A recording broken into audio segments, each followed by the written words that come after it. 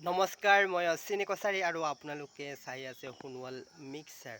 আজি এই ভিডিঅ'টোৰ যোগেদি কেৱল মাত্ৰ তিনিটা সোণোৱাল কছাৰীসকলৰ শব্দ আমি শিকিবলৈ চেষ্টা কৰিম আৰু সেই শব্দকেইটা মনত ৰখাবলৈ চেষ্টা কৰিম। আপোনালোকে কেতিয়াবা সোণোৱাল মানুহৰ পৰা শুনিছে চাগে, মৰং জিয়ংকৈ আচং ঔ, মানে যেনে তেনে কোনোমতে আছোঁ বুলি বুজাবৰ কাৰণে আমাৰ মানুহবিলাকে মৰং জিয়ংকৈ আচোং ঔ বুলি কয়। শুনিছে চাগে কেতিয়াবা।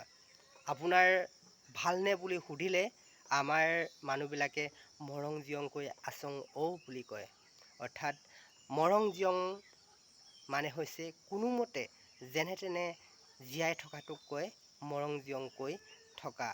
এই মৰং জিয়ংকৈ শব্দটো আমাৰ সোণোৱাল কছাৰীসকলৰ শব্দ। এতিয়া যেনিবা মই বজাৰৰ পৰা এটা চোলা আনিছোঁ, চোলাটো মোৰ কাৰণে মানে ডাঙৰ হয়, মোৰ যিটো জোখ সেই জোখতকৈও বহুত ডাঙৰ। তেতিয়া ল'ৰাজনে কয়, ইয়' চোলাটোচোন একেবাৰে ভবং বং। ভবং বং ভবং বং মানে হৈছে জোখতকৈও ডাঙৰ।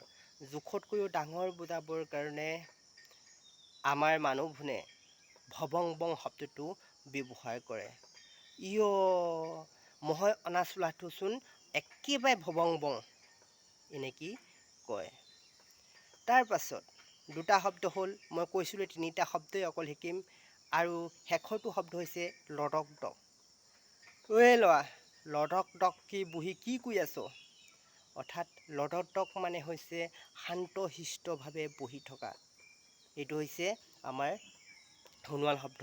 লডক ডককে মানে হৈছে শান্তশিষ্টভাৱে বহি থকা। তেনেহ'লে আমি আজি এই ভিডিঅ'টোৰ যোগেদি তিনিটা শব্দ শিকিবলৈ চেষ্টা কৰিলোঁ, মৰং জিয়ংকৈ, ভবং বং আৰু লডক ডক। আপোনালোকে হয়তো যদি নেজানে মনত ৰাখিব, আৰু পাছলৈও এনেকুৱা সোণোৱাল শব্দ কমেও 5টাকৈ হ'লেও আমি শিকিবলৈ প্ৰয়াস কৰিম। ভিডিঅ'টো চুটি, এইকেইটা মানে শব্দ শিকিবৰ কাৰণে ভিডিঅ'টো বনালোঁ। ধন্যবাদ, আকৌ লগ পাম।